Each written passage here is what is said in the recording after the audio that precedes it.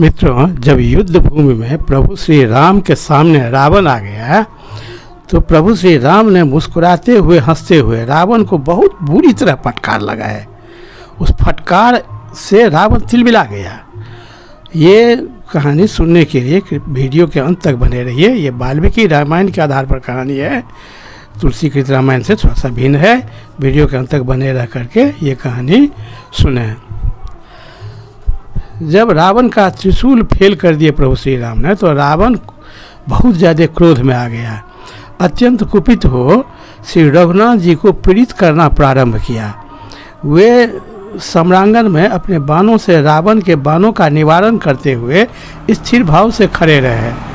उन बाणों के आघात से कुपित हो महातेजस्वी श्री राम ने प्रलय काल के सूर्य की भांति तेजस्वी बाणों को हाथ में लिए और फिर तो वे दोनों परस्पर रोषाविशेष में युक्त हो बाण चलाने लगे। सम्रांगण में बाणों से अंधकार छा गया।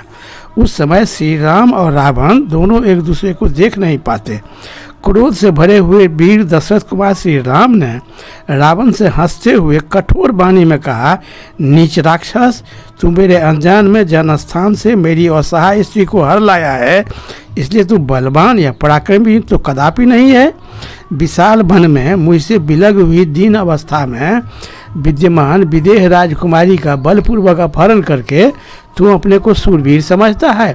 असहाय अबलाओं पर वीरता दिखाने वाले निशाचर पर स्त्री के अपहरण जैसे का पुरुषोचित कर्म करके तू अपने को सूरवीर मानता है।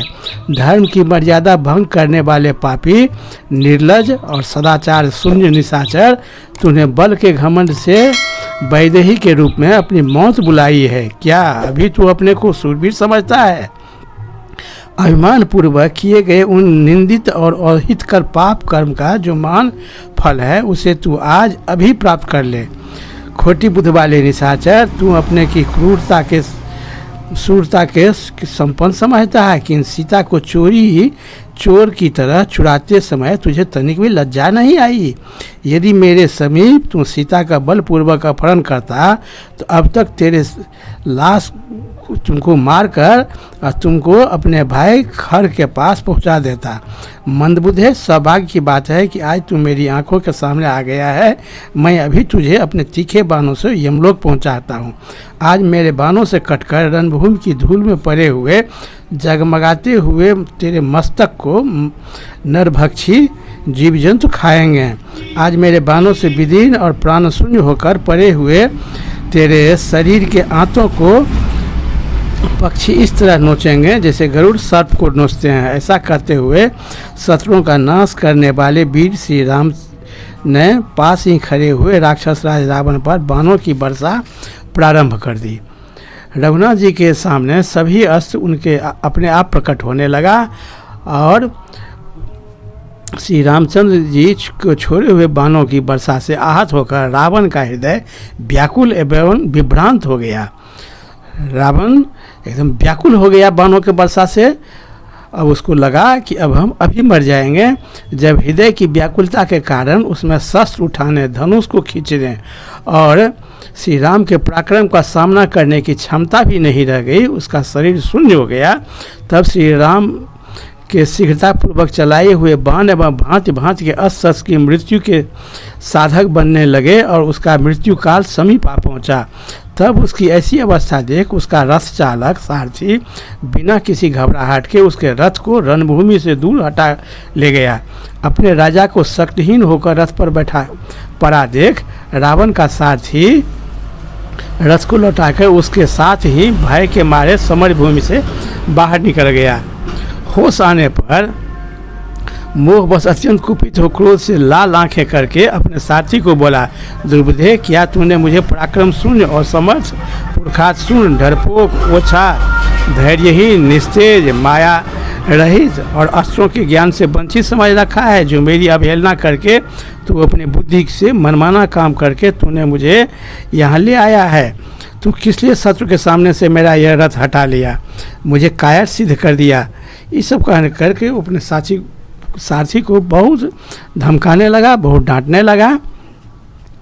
तो उसके बाद सारथी ने कहा, महाराज मैं डरा नहीं हूँ, मेरा विवेक भी नष्ट नहीं हुआ है और न मुझे शस्त्रों से ही नहीं बहकाया है, मैं असावधान भी नहीं हूँ, मैं आपके प्रति मेरा स्नेह भी कम नहीं हुआ है तथा आपने जो मेरा सत्कार किया है उसे भी मैं नहीं भूला हूँ। मैं सदा आपका हित चाहता हूँ, आपका हित होगा यह सोचकर ही मैंने इसे किया है, भले ही वह आपको अप्रिय लगे।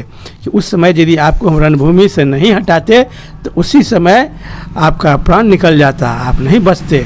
उस समय मैंने यह समझा था कि आप महान युद्ध के कारण थक चुके हैं, आप में अधिक पराक्रम नहीं पाया, मेरे घोड़े भी रथ को खींचते थक गए थे, इनके पांव भी लड़खड़ा रहे थे।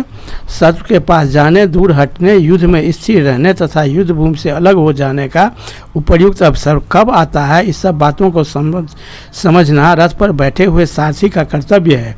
आपको तथा इस रथ को घोड़े को थोड़ी देर तक विश्राम देने के लिए मैं यहाँ दूर में ले आया था, जो सर्वथा परिस्थिति के अनुसार उचित था, आप इसको जैसा समझें।